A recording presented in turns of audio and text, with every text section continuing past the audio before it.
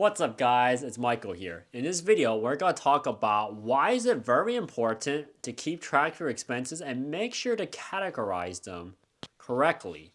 For example, if you are using a business bank account, do not use your business credit card to buy for personal expenses. It creates a lot of headaches for accountants who are doing bookkeeping for you.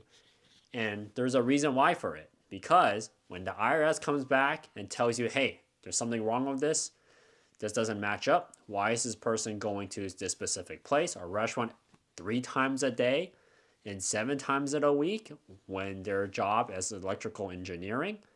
That will be a problem as a business owner or if you're a contract employee writing for 1099. So before we get into this video, make sure to click the like button down below and the subscribe button. Also hit the bell notification icon so YouTube will notify you when I upload a new video. So why is it important for you to actually do really accurate bookkeeping? First is not to know your accountants. Your accountants, think about it. They sit for 8 hours a day, sometimes even more, depending if they own their business or not, to work on projects that need to be due on a deadline. And when they do it, they have a lot of stress because if you think about it, you're not the only client who is doing that type of work. They have to do other businesses that to do people who are just considered individuals for bookkeeping. And you have a lot of other people. And if you think you're really special, for example, you're paying like $100, maybe $500 for bookkeeping, you're crazy.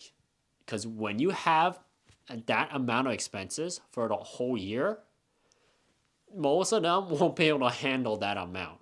Treat people as they're actually people too. And you'll get a lot better results with your accountant for bookkeeping. And at the same time, you get a lot of better management on your expectations and expenses. And also, you won't have the IRS potentially filing an audit against you. Because if that is the case, you're going to be in a world of hurt. And there are so many people who do not listen and still do what they're not supposed to do. For example, using a business credit card or using any business account and buying personal items for themselves. So first, we're going to go through the first step in building a good relationship for an accountant.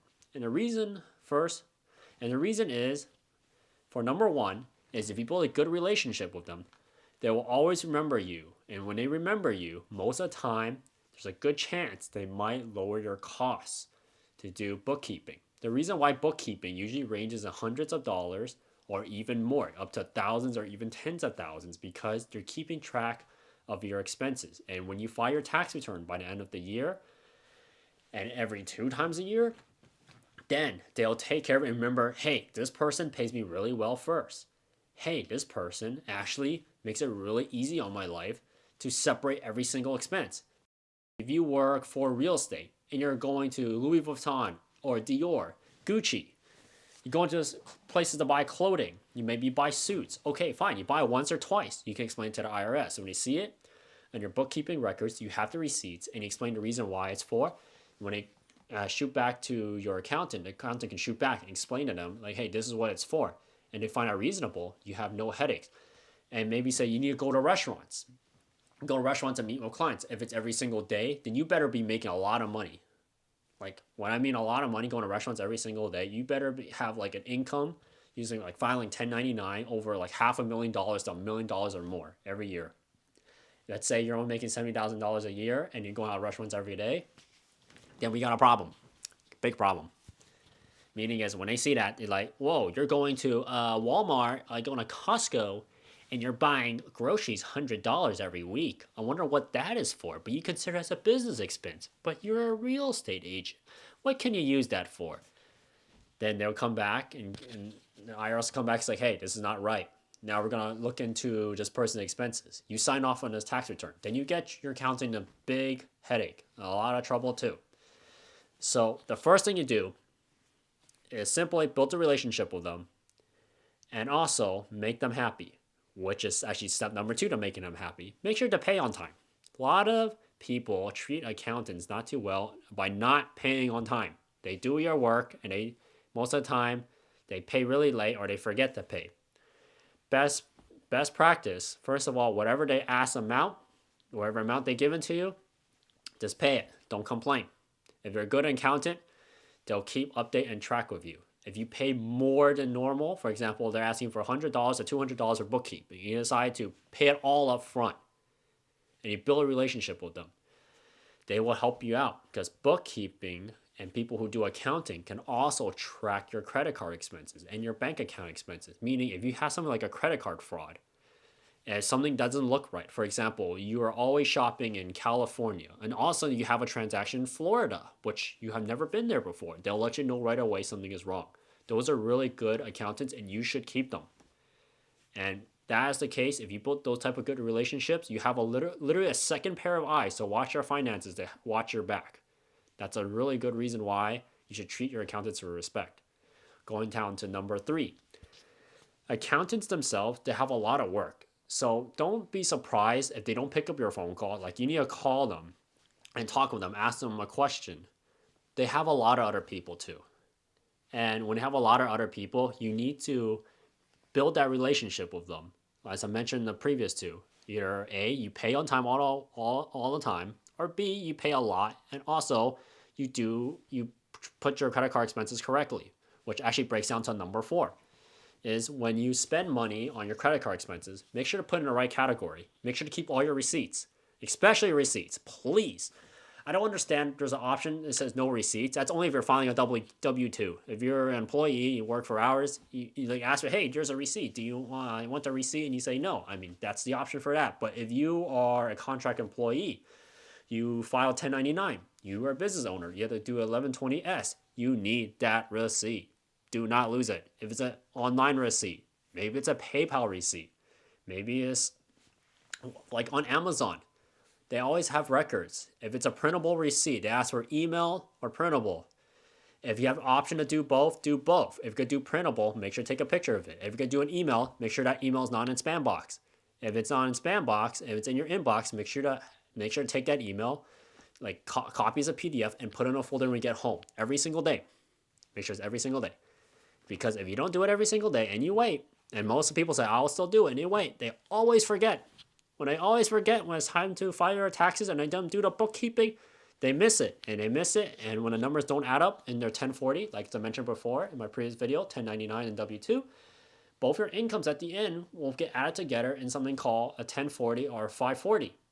And when that is, the numbers don't add up, they'll come back to you. You're basically creating headache for yourself. At the same time, if you're 1099, you should be keeping track of all your expenses. That's what accountants, you hire them for bookkeeping for. They take care of all that junk for you. And if you make their lives easier, they'll make your lives easier too. And also, they also act as another pair of eyes. So that's why going down the line is you got to separate between going down to personal expenses and business expenses. Meaning is, if you know you're going out to eat with your family or friends, and you know that you've been doing that a little bit too often, and you decide to like, hey, let's just use that for business. This is considered a business expense. But you went out and eat with them for like past 3 days straight in a row. Then, like, people are not dumb. They'll find out. And when they find out, they'll go and check your previous records. So if you are going to take that gray road, then think about it as your person sitting on the other side of the table. When they read that, would they buy it or not? If they don't do it. And going down to that was actually number 5. But number 6 is really interesting too. Number 6 is when you use your business expense, your business bank account is actually running low on cash and you need to move money from your personal account to your business bank account. When you do that, that's injecting money into your business. And at the same time you can do it, but when you tell your accountant, it's like, that your money's supposed to coming from your business. Why is it coming from your personal account? Because when the IRS checks it, they're like, where did all that money come from your personal account came from? Did you not spend it? If you did spend it, then why is it not in the other form? Then, like I said, money is traceable. Money is always traceable. For example, people who invest in crypto. They don't pay tax because they don't report it. But when they start doing some big purchases, when that number starts popping up, they will catch on to it. So if you're going to move money to your personal account, make sure you be able to link it, telling them like, hey, where did this money came from? Just make sure to report it. If you came from another source, it's okay. Make sure you report it. Make sure it's legitimate, you report it. And the best practice is don't mix your businesses with your personal. If you need to take money and use it for personal use, do something called like a shareholder distribution. Use something called Gusto. Maybe use a different app that moves money out from your business and you transfer directly to you in the form of 1120S K1. And if you work for someone else as a contract employee, you can do that, write it off an expense. So all expenses you use, you can use as a write-off. And the small little money you take back, that will be taxed and will be your personal. Use that instead. So at the end, to help them out with bookkeeping, and when you call your accountant, you want them to always answer you, because when you want them, the whole point is to make your accountant remember your name. Is when you call them or when they call you, they make sure to let you know when somebody's in trouble. The first thing the accountant can do the best for you is if you treat them with respect by paying on time, being nice to them, having friendly conversations, taking them out to basically coffee, maybe even lunch, sending them gifts. And most importantly, I think these are the two. I actually forgot to mention one of them. Make sure to send in your receipts and bills on time. Meaning is don't give them on the day it's due. For example, 1 month from now, 1099 is due. Technically, you need to send out by mail. So you want to give it at least like a week or two. So most of them will probably send out like mid-January. But a lot of people like to send in last minute. When you send it last minute, those accountants will forget about you. They'll do it, but they won't remember your name. Even if they do remember your name, they got a lot of other people to deal with. If you want to be first in line, so every month, whatever all your bills and checks you get, and all the expenses you get, just put them in a folder and send it to them. Just make that monthly thing. Like for example, you have to repay recurring bills for your water, house, electricity, property tax. Make it as a recurring thing. If you can't want to do it every month, maybe do it every couple months, like 2 to 3 months. Gather all your receipts, because if you start having that habit every day, building that persistence and habit, then you will always keep a track of your finances. You see where all your money's going. If you do that, your accountant will always remember you. And then also, if you pay on time too, and you pay more than normal, sometimes you don't even have to pay more and more. As long as you don't give them a headache, they'll be happy with you. But if you pay them normal, you go above and beyond. Just treat people how you want to be treated. If you treat them like crap, they will treat you like crap. And accountants are literally a second pair of eyes against cyber and security theft or credit card theft, or basically maybe your children decide to steal your credit card and spend it on whatever gotcha games or whatever. Then you can also find out right away, because your accountant will let you know right away that something's wrong. And also, they're literally your second pair of eyes, and they can help you write off on a lot of taxes and things. If you treat them well, they maybe can even give you advice on your business or your 1099s. Like, hey, you can write this off. Hey, you can actually buy a new car. You can save more money. And you can use that card, for example, blah, blah, blah, for this business. That is what their specialty is. So if you treat them with respect, paying them on time or paying them more than normal, and also giving them their tax returns on time or even earlier. Be the first person. Don't be the last person. Be the first person. There's a lot of people, and I've been working on this field for a few years now. There's a lot of people who like to be the last person. And I can guarantee you, most people hate it. A lot of accountants hate doing things last minute.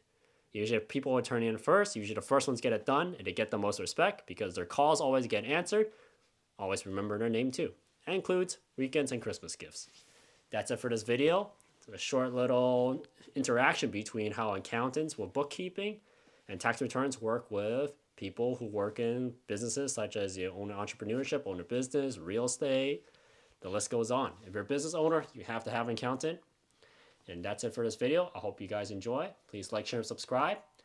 And I'll shoot more different videos on what type of write-offs you can actually guys do under the section code 162. Subscribe and peace.